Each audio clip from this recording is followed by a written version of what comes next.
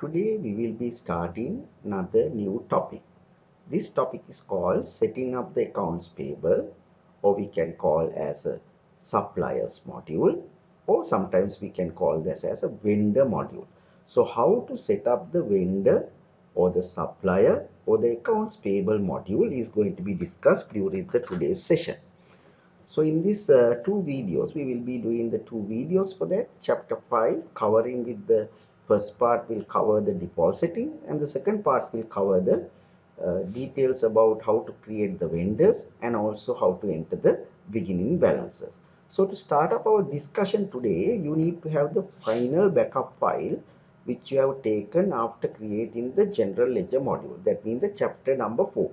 If you have completed the chapter number 4, after completing the chapter number 4, you need to have a backup file for your own company. That means either for AFMA 2020 company or for the BCom 2020 company. By using that backup file only, we can continue doing this activity. Today, we will be discussing a separate module. And meantime, when we are going to discuss this separate module called the vendor or the supplier, we will be immediately discussing how we are going to link these vendor modules to the general ledger, and also how you are going to establish the link between the vendor module and the stock ledger. And all these kind of linkages will be discussed during this session. So it is going to be very vital and important how these relationships are going to be built one by one when you are creating the ledger accounts. So if you come to the lesson outcomes, you can see what is expected from you from this particular lecture, right? So you will be able to create the vendor module and complete the whole setup of the vendor module after completing this particular session. So as you know, accounts payable, or it is called the vendor, or we call creditors, monitors the product received from the vendors or the suppliers, right? And the money paid to them. So this particular module will help us to monitor all transactions relevant to the suppliers related to the product or services which you have purchased for the reselling purpose, and also how much of the money you paid for each and every vendor during the particular given period. So we can monitor everything by using one module. You can set up the payment terms, aging guidelines, and more information into the vendor module. When transactions are posted in accounts payable, the relevant journals are going to be updated. When the transactions are going to happen within the particular module, these transactions, as we are going with the real-time processing method, it automatically updates the relevant accounts available in the ledger through the journal entries. So the journal intent update the ledger account. So we don't have to create any journals.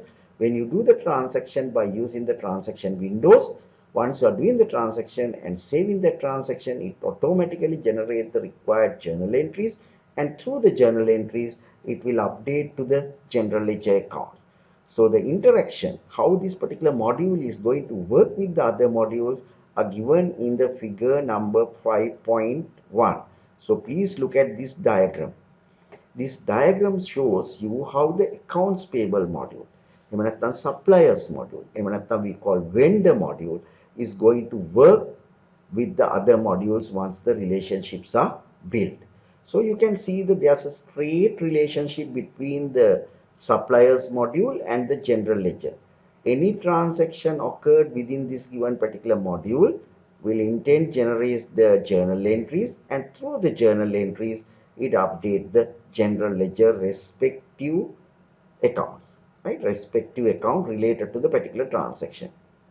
For example, if you purchase certain item from the vendor, so your double entry need to be the debit to the general ledger stock account and credit to the general ledger suppliers control account. So that will be the transaction updated here. And meantime, once you goods receive, that goes to the inventory as well. So it will be debited into the inventory account and it is credited into the individual suppliers under the suppliers module. So you can see the very simple flow of how the activities are going to happen at the time of the purchase.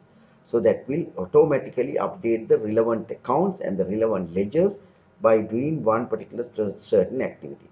So there's a relationship. You can see sometimes there's a direct relationship between the accounts payable and the job costing available in the system.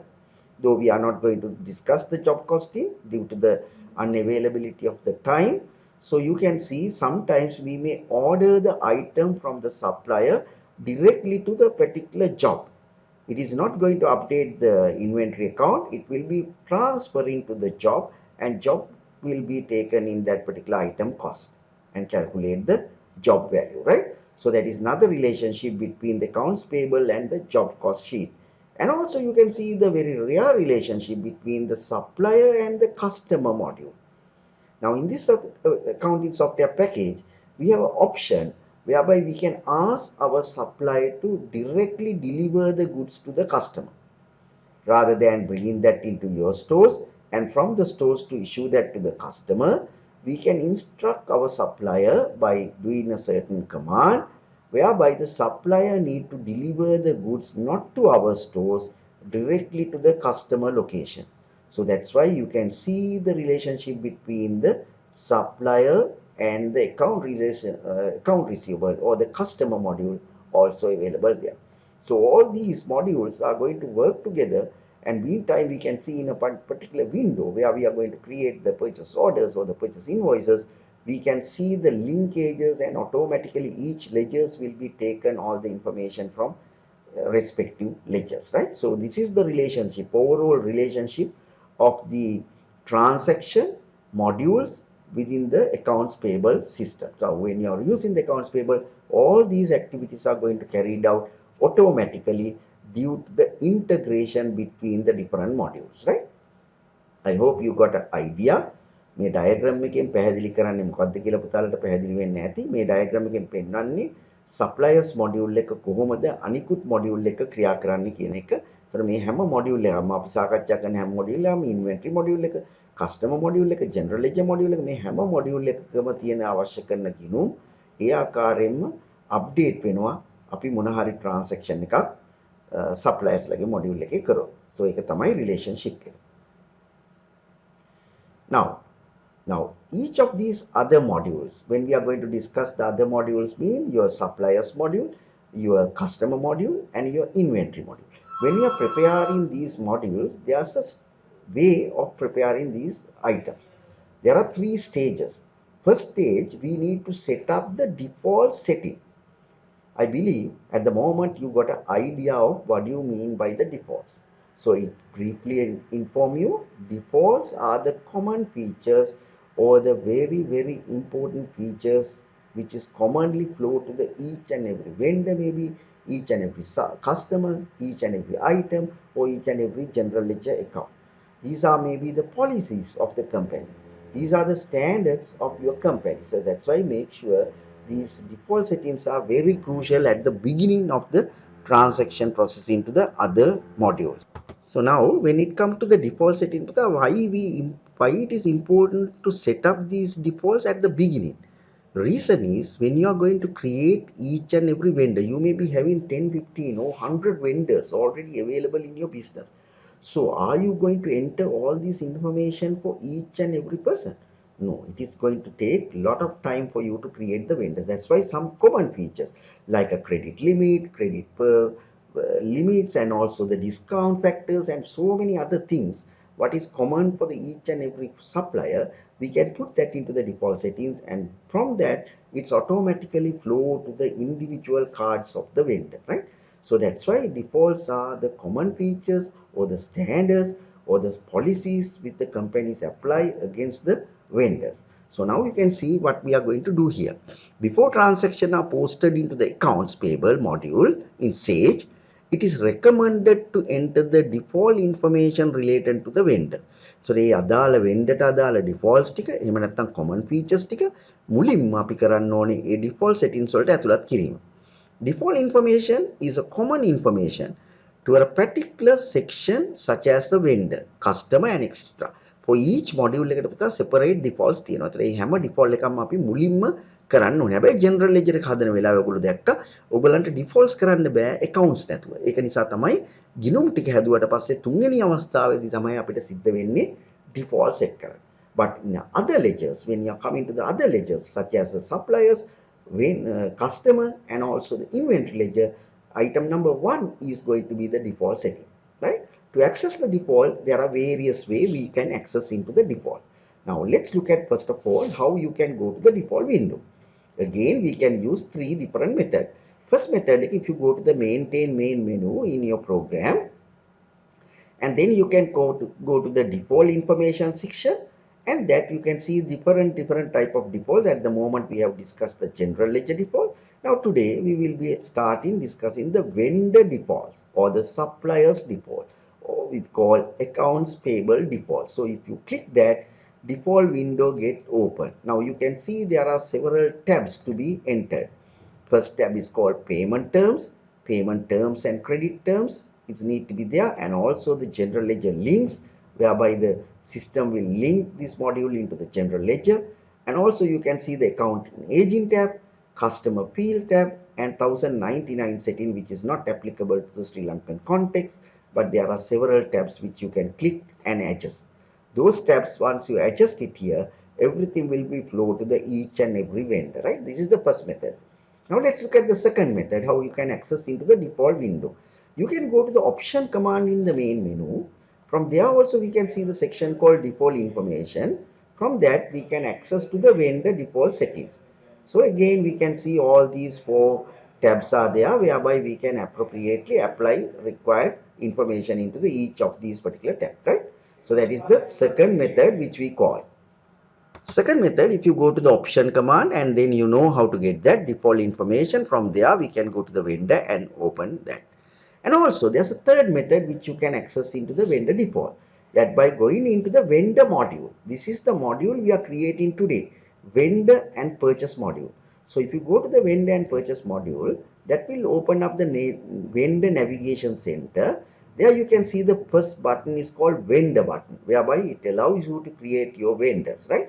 And if you click that edge, you can see the separate link called setup vendor defaults. By clicking that also, we will be able to access into the same window. This is the main window where the default settings are concerned. So the vendor default window, let us go by each of these tabs and try to understand the features what we need to enter. Then after that, we are using the handout and going to enter the information what is given for the AFMA 2020 company as well as for the BCom 2020 company, right? Now we'll come to the first tab. First tab is called payment term tab. Now look at what are the information required to enter under this particular tab. Now there are certain items called standard terms and condition applicable to the vendors, various methods of which you have to make the payments to the vendors. Now, what do you mean by the COD? When you click that option button, you can see some of these options are disabled.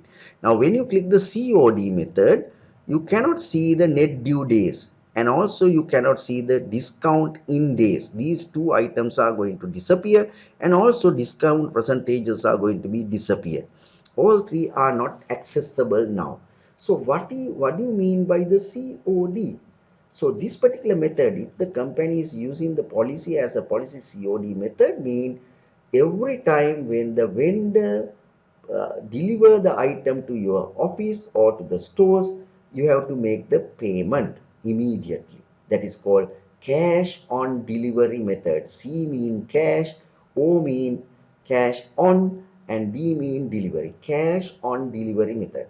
So immediately goods receive කරපු ගමන් අපි payment එක කරන්න. ඒතර ඒ වගේ අවස්ථාවක net due days කතන්දර මුකුත් නැහැ. So due date එකක් නැහැනේ. Items ටික ආපු ගමන් පුතාලට payment එක කරන්න. So if the policy of the company is that, and most of your suppliers are only delivering the goods on the COD method, then we have to select that method. Remember one thing, defaults mean common features. එතකොට අපි වැඩියෙන්ම මෙතන select කරන්න ඕනේ වැඩි දෙනෙක්ට භාවිතා කරන ක්‍රමය. There can be one or two suppliers, they don't want to go for other method, they want you to make the payments immediately after delivery. That means you can adjust that later on when it comes to the individual supplier. Here we are talking about the common feature. පොදුවේ වැඩි දෙනෙක්ට බලපාන කරුණු තමයි මෙතනට දාන්න ඕනේ. That is the first method, right? Then the second method, what we call prepaid method, it is worse than the early method as well. So again, you can see these three activities are disabled. And what do you mean by the prepaid? prepaid method එක බඩු ගේන්නත් ඉස්සෙල්ලා we have to make the payment to the supplier. That means we have to make the advance payment to the supplier to deliver the goods to the office. ඒතර අපි අර ලී බඩු ගන්නකොට සමහරවිට අපි මුලින්ම මුදල් ගෙවලා පස්සේ තමයි ලී බඩු හදවන්නේ. ඒ වගේ අවස්ථාවක් වෙන්න පුළුවන්. So all the suppliers are delivering the item after receiving the money. So that is called prepaid method. If the policy is that, then we can go by that. Then we come to the third policy. Third policy is called due in number of days, and immediately you can see all these activities: net due date in, discount in days, and the discount percentages are opening up for us to enter. That is the normal method basically using by most of the business organization. What do you mean by that? Due in number of days. Now we can tell due in number of days mean how many days you are going to allow the customer to make the payment to the supplier. So supplier need to tell us that they will be giving us this much of number of days to do the payments, right?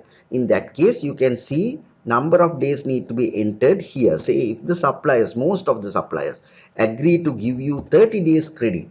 So this read now, every supplier will agree to give us 30 days net due days, whereby you can make the payments to the delivery item within that 30 days. And also it implies another policy, whereby if the suppliers are agreed, that most of the suppliers are agreed, within the 10 days of reaching the items or the invoice, if we make the payment, then we will be eligible to get a small cash discount, say 2%, 2% of cash discount. So that was another policy whereby most of your suppliers will give you.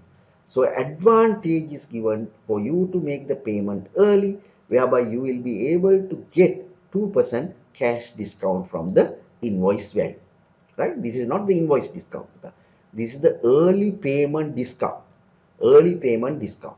අපි කලින් ගෙවන නිසා අපිට ලැබෙන discount එක. Okay? Not the invoice discount. Invoice discount is a separate thing, whereby invoice value එකෙන් percentage එකක් අපිට discount එකක් දෙන එක, right? It is not depend on the number of days.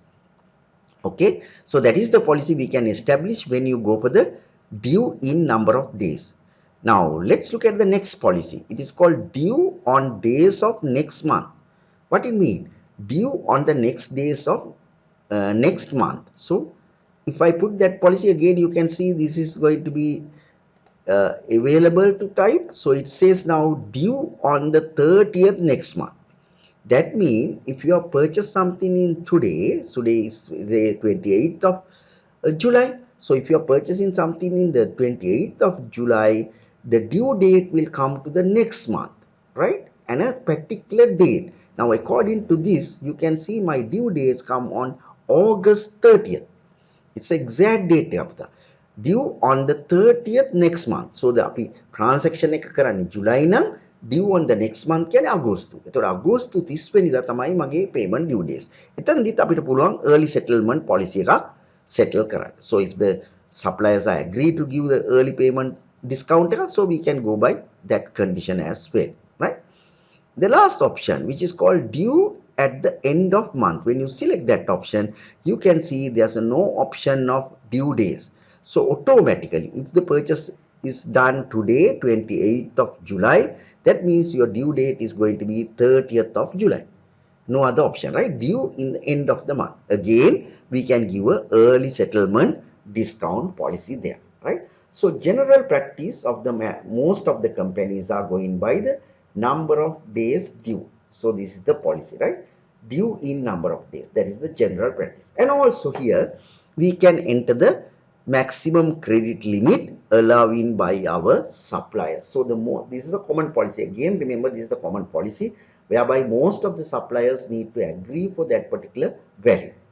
If you are giving a credit policies, these policies need to be agreed by at least more than 50% of your suppliers. Then only we can enter that as a common criteria or the common policies. These are the first section where we can see the standard terms, set the default terms for the purchase, default for the credit limit, and so forth section, right? That was given here as well. More details are available in this particular section. You can see the payment tab and what are the things you have to do for the particular given payment tab. So please read this as well and get more information about that. And also it's explain you vendor payment terms and tab, which I have already explained to you. And then we will be moving into the second tab. Now, before we move into the second tab, there's another link to be discussed. So let me discuss that as well before we'll move on to that. So very important link. Now you can see here, it says GL link account. Set the default accounts for the new vendor records. The expenditure account can be also changed in each of the vendor record. Now here we are giving the common link to the general ledger. එතකොට අපිට පුළුවන් individual සප්ලයර්ගේ level එකේදී මේ ledger accounts ඕනනම් මාරු කරන්න. නමුත් මෙතනදී common policy එකක් හැටියට company need to have a common policy whereby where they are going to link this transaction. Now you know, when we are doing the transaction in a perpetual accounting system, whereby every purchase you made from the vendor, it is not going to be debited into the purchase account, right? Purchase account will be used at the time when you are using the periodic accounting system. But in the perpetual method, we are not using the purchase account. So we will be keeping track with the straight away with our stock account. So all the items you purchase from the vendor generally credit to the vendor ledger, and meantime it will be debited into the respective stock account.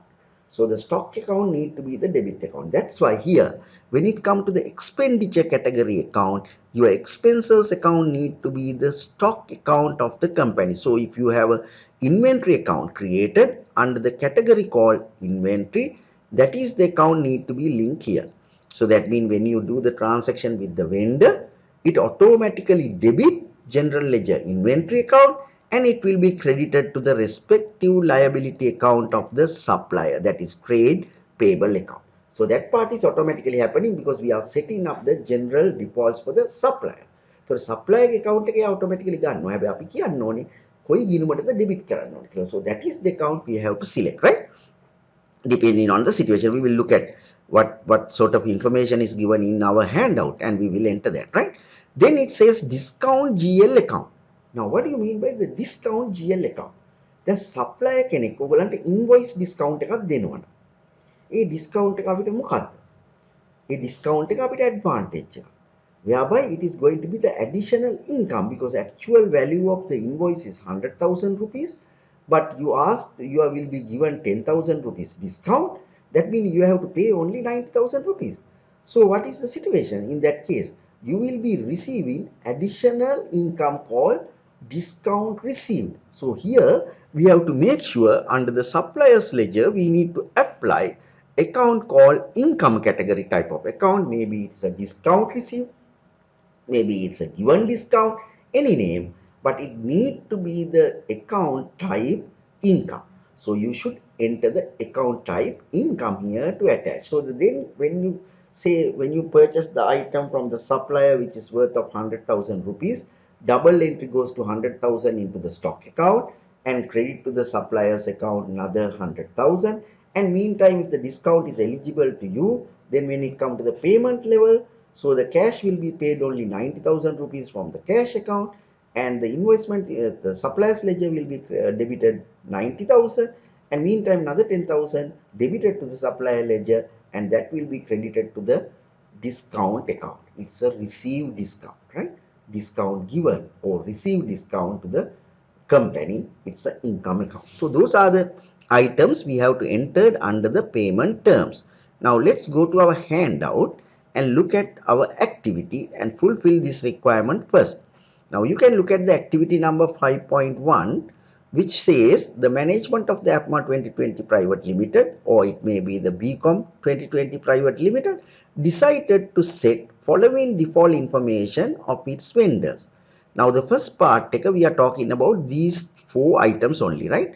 Please concentrate into the first 4 items. Standard term. What do you mean by the standard term? That is the policy of the company to make the payment to the suppliers. So our standard term is due in number of days. And then based on that, most of the suppliers agree to give us 60 net due days and 30 discounting in days and 3% cash discount. So that is the policy we have to enter now into the system. So we'll go to the system and select due in number of days first, and it says net due days period is given most of the suppliers to use 60 days, and discount in days we have given 30 days, and our percentages discount is given as how much? 3%, right? As I can remember, it's 3%. Okay, 3%. So we have to go for the 3% discount eligible if the settlement is made before 30 days of the invoice date. I think you got the idea, right? So that is the information provided to system, as most of the suppliers are agree with this term. Okay, that is the common policy of the company. Okay, then we'll look at the credit policy. So what is the credit policy? So most of the suppliers is giving us 500,000 credit limit. So up to 500,000 we can purchase the item without any problem on credit basis. So that is the policy given here. So that need to be applied into the credit limit policy. 500,000 rupees. So that is the amount, right? So we can go up to that. Then the link in account. This is very, very crucial. This is going to be the integration between the general ledger and your suppliers module, right? So let's look at the integration. It says we need to link this into the common account called 1050CL. So we need to know what is that account 1050CL. Let's check.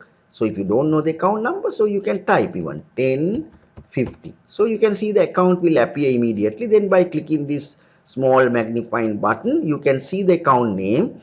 1050CL means the inventory or your stock account, which comes under the category called inventory. So this is going to be the debit account of each and every purchase you made. Okay, select that and link that to the expenditure category. Then the discount account. So the discount account, again, according to the handout, it says discount GL account is need to be 4200 CL. For that, we need to create a new account as a discount received. So this particular account currently not available in the system. So you ask to create a new account at the time when you are going to do the transaction. Then පුතාලට තේරෙනවනේ. ඒතර ගිණුම් ටික අපි මුලින්ම හැදුවට දැන් අලුත් ගිණුමක් අපිට ඇතුළත් කිරීමට අවස්ථාව ලැබිලා තියෙනවා. ඒතර ඒකට මේ වෙලාවේ අපි කෝඩ් එක දුන්නා. නමුත් ඔයගොල්ලෝ හදනවා නම් කෝඩ් එකක් දීලා නැත්නම් ඒ රේන්ජ් එක ඇතුලේ බලලා ඉන්කම් accounts හදපු රේන්ජ් එකේ බලලා ඉවරලා ඉතුරු තියනක we have to create. So let's create this account and then we will attach that account into the appropriate place. For that, we don't have to go back to the creation window, right? You can come to the magnifying button here, whereby we can select the account. We know that account is not there now, so we can click that. Then in this particular window at the bottom, there are some tool buttons available at the bottom. One of the tool button is called new. By clicking that, you will be able to access into the maintain chart of account window. Now as you are given the number, it's a matter of typing 4200 account code එක CL. clothing business එකේ තමයි stocks තියෙන්නේ. training business එකේ stock එකක් නැහැ. එතකොට අපේ ඔක්කොම items vendors ළඟින් purchase කරනවා යන්නේ clothing business එකේ stock account එකට. එතකොට ඒකට අදාළව තමයි අනිත් ගිණුම. එතකොට discount එකක් ආවත් ඒක යන්නේ clothing business. Then we have to enter the description, name of the particular account, and this need to be received discount is a income category account. So you have to make sure you select the income category. So we have now created the particular account. You can see the new account is created by giving the given code 4200 CL, and the name of the account is given the same name, discount received, and the type is a very crucial because this is the income you are going to generate from the supplier. We are not going to pay that money, so that is additional income to your company, whereby you select that as an income, and then you can save this and close this window, and that will be appearing in your place. You can see when you click this again if you want, so you can see the name of the account also will appear. So now we can see the debit account is going to be the inventory, and the discount receive account will be credited at the time when the payments are made to the suppliers according to the conditions, right? So this is going to be the receive discount account. I hope everyone did this particular first tab, right? Let's move on to the second tab now. Account aging. You know how difficult. Maybe you have prepared the age table reports. A level කරනකොට සමහරට හැදුවා වෙන්නේ නැති පුතාලා. Age table report එකක් generate කරනවා. What do you mean by the age table report? As you can see, age table will shows the outstanding scattered into the different periods. අපිට කියන්න පුළුවන් අපි ගෙවන්න තියෙන මුදල මාසෙකට කොච්චරක් තියෙනවද මාස දෙක අවුට්ස්ටෑන්ඩින් තියෙනවා කොච්චරක් තියෙනවද මාස 3ක් අවුට්ස්ටෑන්ඩින් තියෙනවා එහෙම අපිට පුළුවන් ඕන ෂෙඩියුල් එකකට ගන්න. ඒකට කියනවා අපි age report එහෙම නැත්නම් age payable report. now suppliers ලාට හදනවා නම් age payable report. ඒතර මේ report එක හදන්න පුළුවන් ක්‍රම දෙකක්. You can see the age invoice by two methods are available in the system. One is called invoice date. එතකොට මෙයා invoice date එකේ ඉඳලා invoice එක ගන්නවා age table එකට. Invoice date mean the goods received date එක. එතකොට invoice date එක අද නම් අද ඉඳලා age table එකට මේ outstanding එක යනවා. payment එක කරේ නැත්තම්. පැහැදිලිද? ඊළඟට තියෙන second option එක තමයි due date. due date කියලා කියන්නේ මෙන්න මේ 60 දවසක් ගියාට පස්සේ. So due date එක තියෙන අපේ invoice එක අද කරා නම් දවස් 60කට පස්සේනේ. So after the 60th date it will take into the age table. So that is called due date option. Okay. So if you take the invoice option, generally you have to take from the first day. Day 1 එකේ ඉඳලා ඒතර බිඳුවේ ඉඳලාම අපි ගන්නවා. due date එකේ ගත්තොත් එහෙම අපි පටන් ගන්න ඕනේ එහෙමනම් 60. 60ට වෙනකන් දේවල් පෙන්වන්න ඕනේ නෑ අපේ age table එකේ because we don't have to rush and keep the this is especially wanted why this particular item is wanted for cash planning. ඒතර ඔයගොල්ලෝ දැනගන්න ඕනේ ඔයගොල්ලන් cash අතේ තියෙන්න ඕනේ මේ payments කරන්න. So for the cash planning purpose these particular informations are very much required. So that's why depending on the given situation we have to go by selection of the invoice date or the due date. Then package itself allow you to go with the 4 column analysis. columns හතරක තමයි analyze වෙන්නේ. So අපිට ඕන නම් පළවෙනි column එකේ now according to the standards given here පළවෙනි column එකේ පෙන්නනවා දවස් 30ක් ඇතුලේ invoices outstanding එවුවා. ඒ කියන්නේ පළවෙනි දවසේ ඉඳලා එහෙම නැත්නම් 0 date එකේ ඉඳලා ආපු පළවෙනි දවසේ ඉඳලා invoice එක දවස් 30ක් වෙනකන් up to 30 days outstanding which is not paid will come under the column number 1. So the second column it will take after the 30 days. You cannot have the same number in the end and the beginning, right? So it is contradictory values, then you cannot go by that. So you can see here ending date is 30, starting date is 31. So the invoices which is already exceeded 31 days up to 60 days will appear in the column number 2. එතකොට දින 30ක් පැනලා 31ක් වෙලා දින 60 දක්වා තියෙන invoices ටික පෙන්නනවා column 2 එකේ. ඊට පස්සේ column number 3 එකේ පෙන්නනවා අපේ මේකේ හැටියට 90 days වල ඉවුවා. ඒ කියන්නේ 61 date එකේ ඉඳලා 90 days දක්වා unpaid invoices තියෙනවා නම් that will be shown in the column number 3. And finally සමහර invoices තියෙන්න පුළුවන් more than 90 days overdue. So those invoices will appear in the column number 4 according to this structure. So that need to be given at the beginning of the system. So once you give that instruction to the system is ready to prepare your age table according to the given condition, right? So that is very crucial and important. So let's look at the policy of the AFMA 2020 as well as the BCom 2020. Now the accounting policy is here.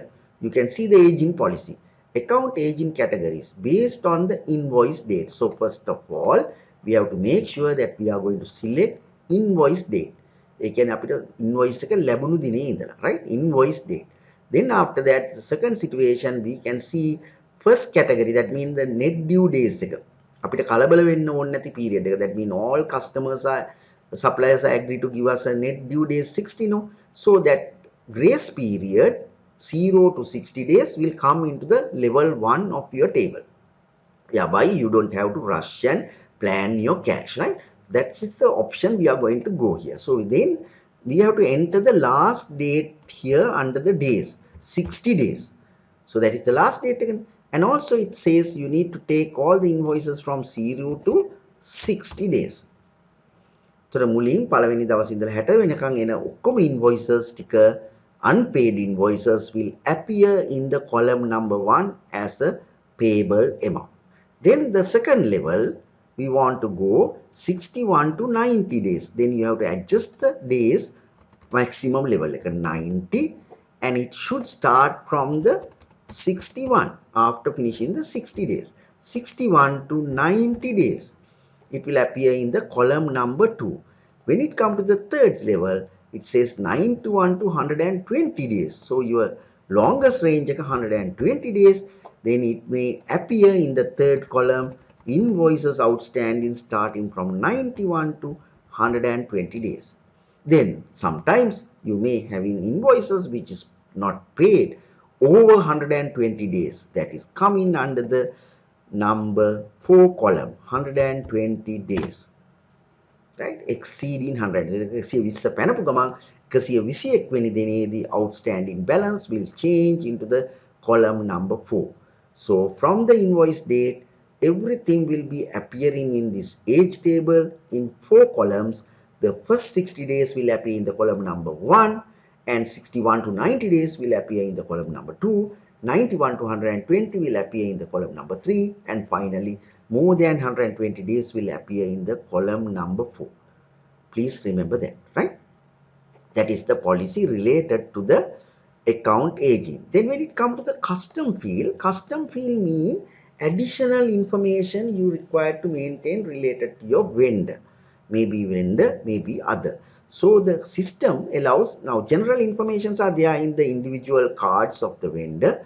Other than that information, if the particular business organization want to maintain something important, which they think that is necessary to keep regarding the vendor information, that we can customize here. So it says, you can see, custom fields can be used to enter extra information about the vendor.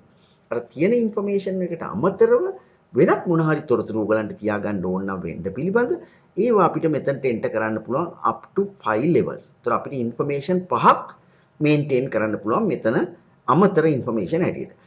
Use these fields about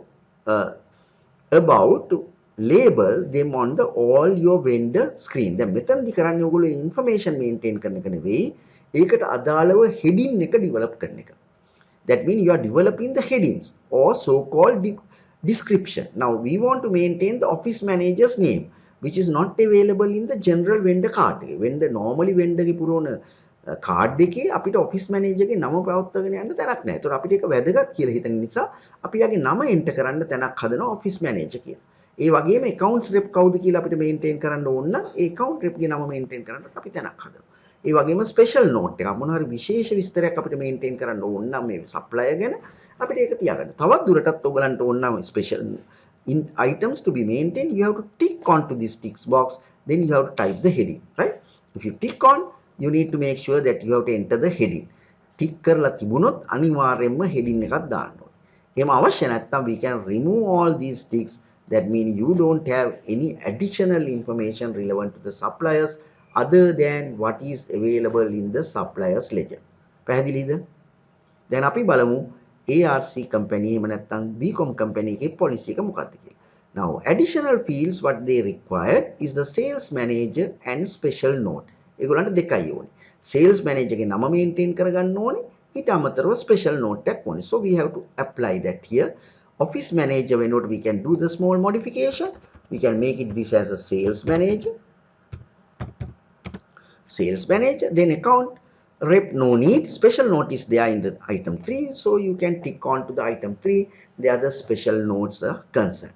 So we can enter the field number 1, field number 3. If you want to bring this into the field number 2, then we can copy this or we can cut this and we can tick on here. We can put that here as well. Paste it here and then remove this tick. So we have only 2 fields whereby we can enter the sales manager name and as well as we can maintain the special note. Now the 1099 setting is a setting which is applicable to the subcontracting, which we are not going to use here in the Sri Lankan context. That's why we will be not having any discussion or any testing related to the 1099 setting for the suppliers. Now when you come to the 1099 setting, you can see that informations are provided here. These settings on the 1099 setting tab allow you to define the way Sage 50 track the report payments made to the 1099 vendors. Those are subcontractors. For instance, the payment you make to the independent contractor for service rendered should be reported as 1099 setting, right? Subcontractors දෙනවා නම් ඔයගොල්ලෝ ඒ contractors ලට pay කරන විදිය තමයි 1099 settings වලින් අපි set කරන්නේ. Now you can see the window, vendor payment method window of the new version 2019 Sage package. There you can see additional field is there which is not available in your package. පුතාලගේ package එකේ නැති එක tab එකයි මෙතන තියෙන්නේ අලුත් එකේ. ඒක තමයි payment method එක. අපි මොන ක්‍රමවේදය යටතේද ගෙවීම් කරන්න කියලා suppliersලට.